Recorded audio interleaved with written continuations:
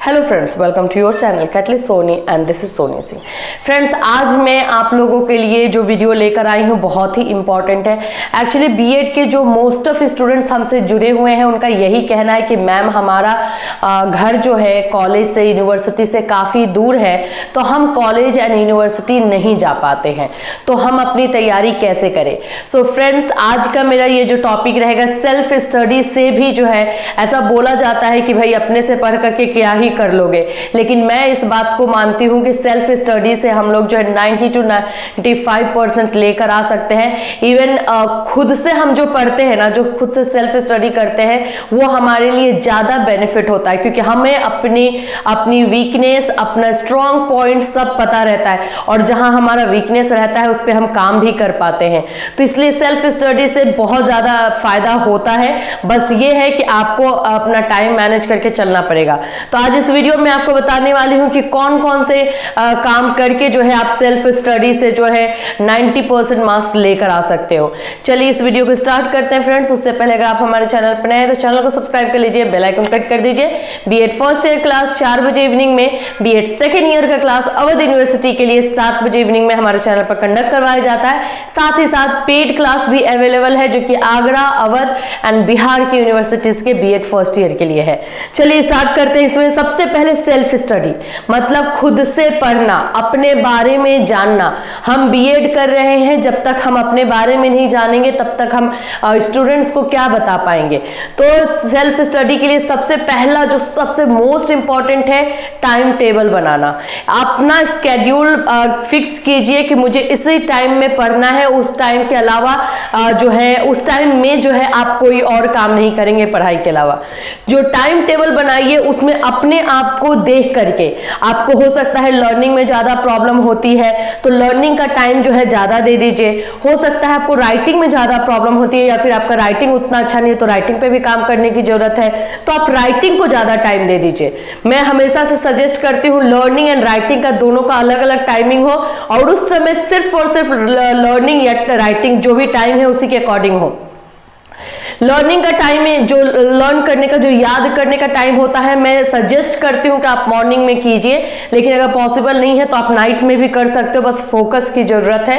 तो जो लर्निंग का टाइम है, मान लीजिए आपने 1 से 1.5 घंटा या 2 घंटा अपने लर्निंग का टाइम दिया है, उसमें सिर्फ लर्न कीजिए, बिल्कुल राइटिंग के बारे में सोचिए भी मत। अगर मान लीजिए आपने आज का बनाया था कि भाई ये चैप्टर तो मुझे लर्न कर लेना, आपने वो लर्न कर लीजिए, दूसरे चैप्टर को टच कर लीजिए, फिर दूसरा सब्जेक्ट टच कर लीजिए, लेकिन लर्निंग ही करना है।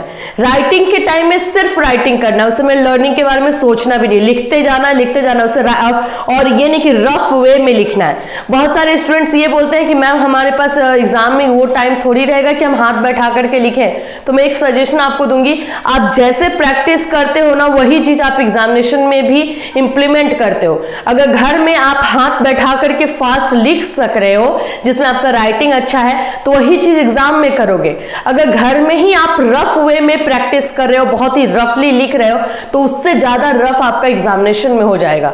तो हमेशा जब भी आप लिखिए राइटिंग पर जरूर ध्यान दीजिए, क्योंकि राइटिंग से ही आपके आंसर को, जो आपका आंसर जो है हम तक पहुंचता है। अगर आपका राइटिंग अच्छा नहीं है तो आपने कितना भी ब्रिलियंट लिखा है, अगर हम उसे समझ नहीं पा रहे हैं तो फिर हम आपको मार्क्स कैसे देंगे। तो राइटिंग के टाइम में सिर्फ राइटिंग करना है। अगर लर्निंग के लिए आपने 1.5 से 2 घंटा निकाला है, राइटिंग के लिए भी 1.5 से 2 घंटा निकालिए। इवनिंग में राइटिंग का ज्यादा अच्छा रहता है, उसमें आराम से लिखते जाइए। क्वेश्चन का आंसर ट्राई कीजिए पहले खुद से लिखने का, नहीं हो रहा तो देख कर लिखिए, लेकिन लिखिए, लिखने के टाइम में सिर्फ और सिर्फ लिखिए। तो ये हुआ सेल्फ स्टडी का सबसे पहला, जो कि मोस्ट इंपॉर्टेंट होता है। दूसरा सेल्फ स्टडी का जो चीज है, टाइम मैनेजमेंट। टाइम मैनेजमेंट जरूर रखिएगा कि अगर मेरे पास 3 घंटा का टाइम है तो 3 घंटे में एक क्वेश्चन को जो है मुझे आधा घंटा या 20 मिनट या 25 मिनट देना, तो उसी में लिखना है। उससे ज्यादा अगर आपका टाइम क्रॉस कर रहा है तो उस आंसर को वहीं पे स्टॉप कर दीजिए, दूसरा क्वेश्चन जो है टच कीजिए, उसका लिखना स्टार्ट कीजिए। तो आपको अपना टाइम मैनेजमेंट खुद से करना है, वो कोई और नहीं बता सकता है। आपको पता है कि आपके लिखने का स्पीड क्या है, आप कितना फास्ट लिख सकते हो, कितने अच्छे तरीके से लिख सकते हो, तो ये आपको टाइम मैनेजमेंट करना पड़ेगा। तीसरा जो इंपॉर्टेंट चीज मैं आपको बताऊंगी, टाइम मैनेजमेंट के बाद जो है आप लोग जो है प्रैक्टिस कीजिए। Practice means previous year question का प्रैक्टिस, प्रीवियस ईयर क्वेश्चन जरूर से जरूर कीजिए। अगर जैसे अभी 2022 आ रहा है तो आप 2021, 20, 19, 18, 15 तक 2015 टू अभी तक का जितना भी क्वेश्चन आया हुआ है अपने यूनिवर्सिटी का निकाल कर देखते जाइए और उसी क्वेश्चन का जो राइटिंग का टाइम है ना उसमें वही प्रैक्टिस कीजिए।